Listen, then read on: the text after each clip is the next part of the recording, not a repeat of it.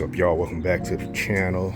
Just want to give a little follow-up. Some people were asking for follow-up for what I find from the misfires I was having on the top end. I think I told you guys before, when I would be at the top of a run getting on it, I was getting misfires, and so I thought maybe the inner cores were leaking. Took them out, tested them. One had barely a drop coming out when I pressurized it. The other one didn't. So I changed this one over here. This one I just left. So just took the plugs out now, and you can see this is 1, 2, and 3. And you can see all that build up on number 3. I am running E40, so I don't know if it's from that, but I'm thinking all of them should look like that. But it could be something inside the head, like a seal or something. And but I don't know, maybe people kind of know what's common for when you see a fail. I thought it'd be kind of white and ashy like that if it's water and stuff was getting in there. So I did take out 4, 5, and 6, and 6 was looking like this, but not as nearly as bad. It was almost something like that, but with a little bit of the brown. I thought it might have been rust or something from water getting in. But like I said, look, when I tested, it looked like that intercooler wasn't leaking. So I'm doing I was gonna do both valve cover gaskets, but this one, because I have the ultra charger, I'm gonna have to take the charger off, or at least take this elbow off to be able to get that off, because you can see that's right next to the head, so I wouldn't be able to get it off. So this is the one. They're both leaking, but this one has started to leak inside the plugs. You can see right there. So I just changed this one out. So I'm running the Mishimoto thermostat, and a buddy of mine ran it for like 3 months, and his just failed. So he told me just take it out. So probably next week, because I'm running the GPS, I had to order the rebuild kit, which is it comes with gaskets for their metal thermostat housing. So I'm gonna have to take the charger off to do all that. So I'm gonna wait to do this valve cover gasket then, but I'm doing all the plugs now, and then that way I can get out and log and everything. But it's looking like maybe that's what it was. And then you could also, well, you won't be able to see the gap, the difference in gap. I think I never gapped these originally when I put them in, and I think with the ultra charger or stage 2 plus, they usually want you to gap to like 0.024 according to APR, and I think some ask for like a 0.26 or 0.22. But on APR's website, if you look, there's also a plus and minus 0.002 inch acceptable limit. So it's anywhere from 0.22 to 0.26, but 0.24 is the target. So I gapped these to 0.24. And as you know, Iridium plugs aren't easy to gap, because this stuff gets brittle and you could break it. So let me go get the tool. I'll show you guys what I use, and maybe you guys can get it too. Give me 1 second. So this is the tool I used right here. I bought this off of Amazon, and you just look up Sparkplug gap tool, and you'll see it'll look like this, and it comes with a filler gauge too. But look in the description and make sure the filler gauge is a blade type like this, and it goes to they'll have it in, usually they'll have both millimeter and inch, and you want inch, so make sure inch is on that gauge. And what is it? This is the part number X003 FDA GTP. But you can look up Sparkplug gap tool, and this will come up. These were they had this on a black one that was able to come to me overnight because I wanted to get this done. So I just got this off of Amazon. But anyway, you just put it in there like that. You tighten this.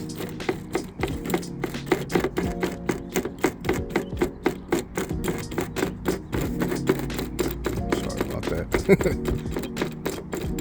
Basically, that will put on the ground electrode, so you can. And what I did was, I just watched where one of these prongs were. Like I looked right here when I touched it, and what I did was I just turned it until it was, until it got tight, until it would start compressing.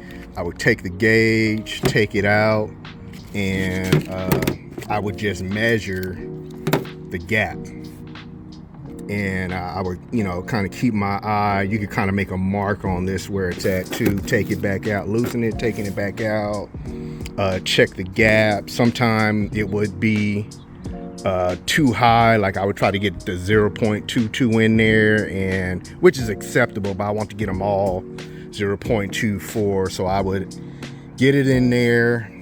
If it wasn't right, I would take it back out. I would bend it back using this. So what I would do was, because this you can only compress it. So I would take this, put it on there like that on the back of the ground electrode, and bend it back like that, so it would open up.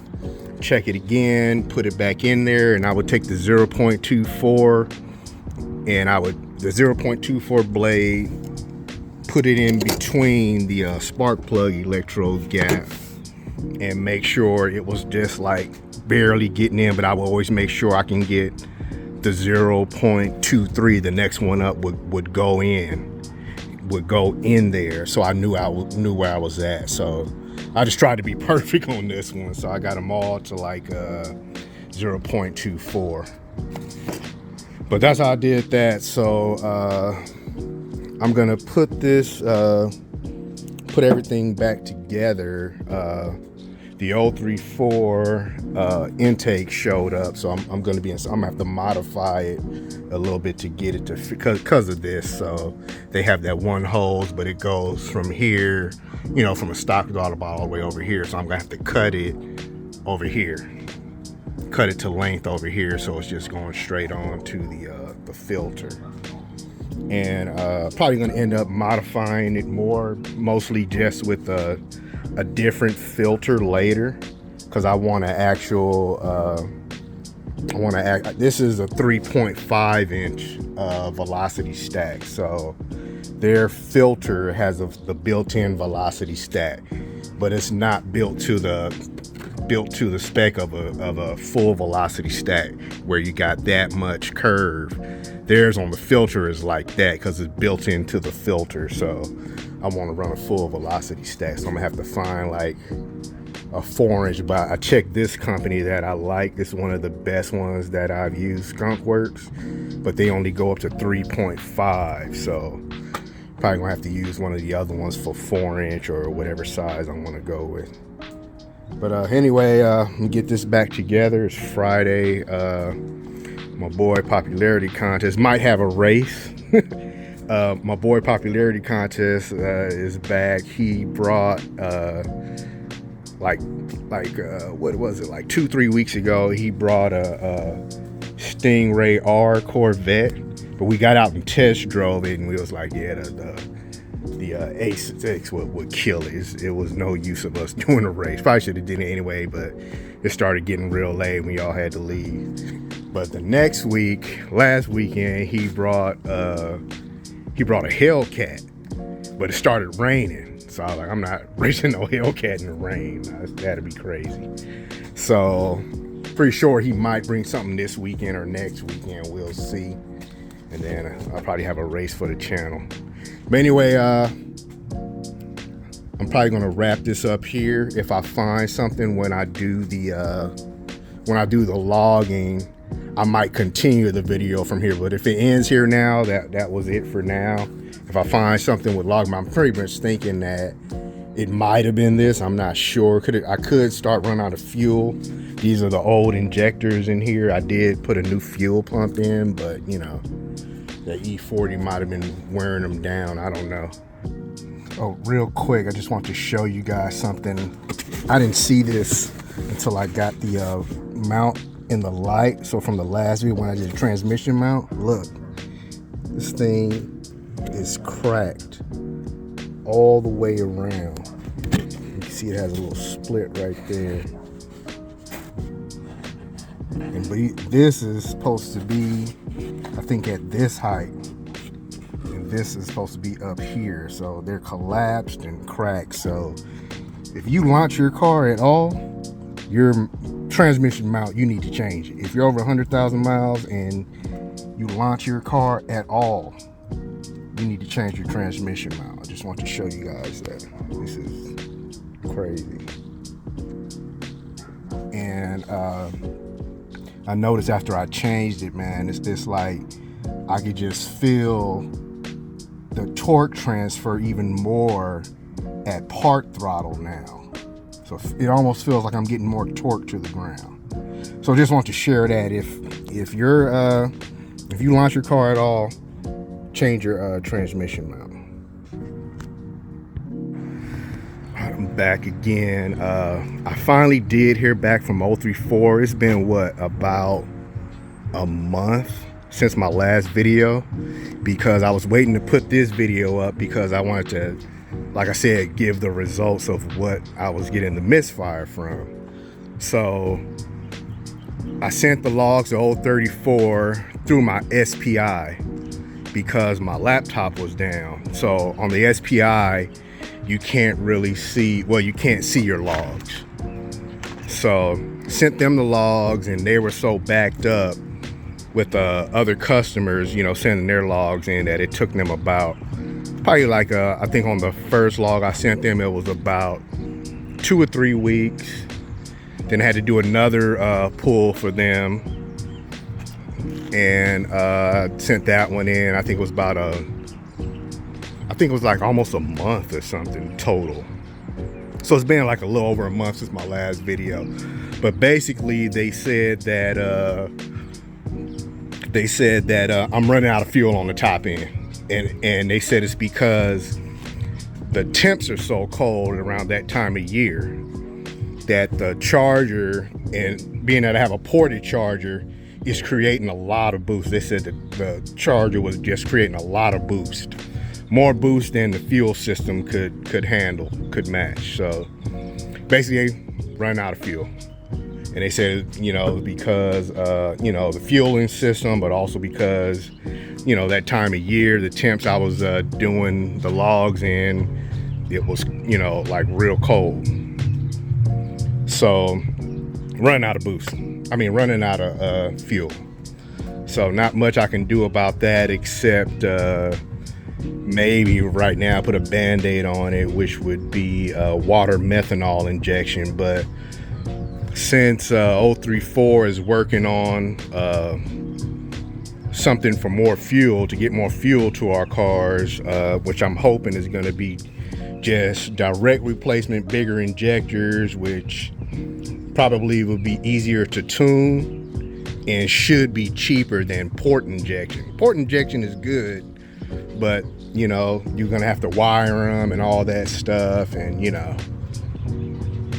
So hopefully, like I said, it'll be direct replacement, bigger injectors, and whatever else they're gonna do. So I think I'm gonna try to hold out for that and see what happens.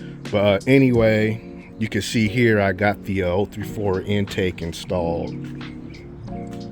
So basically what I did was, because I have this, their tube comes all the way to the original throttle body. So I just basically took an electric hacksaw, cut it here, ran it to length, you know, so it would be right here where the air is coming in. Then I took that, put that on, and the first thing I noticed was it's louder. Probably won't start it up now because my belt is still squeaking a lot. So the first thing I noticed though is that my intake temps went down. and they went down around, on average, like 5 degrees cooler, and then sometimes lower depending, you know.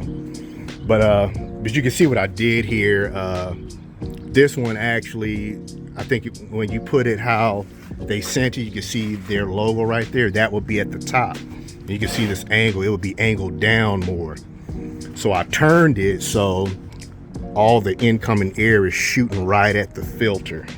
So I'm pretty sure that has something to do with it too. It's just getting a lot more cold air than it would down there, because you can see this is straight. It's not angled down, it's straight. The air is going to go, it's going to get down there, but it's going to kind of like buff it in there, and then, you know, so I got it pointed straight at it. But that's the first thing I noticed, is that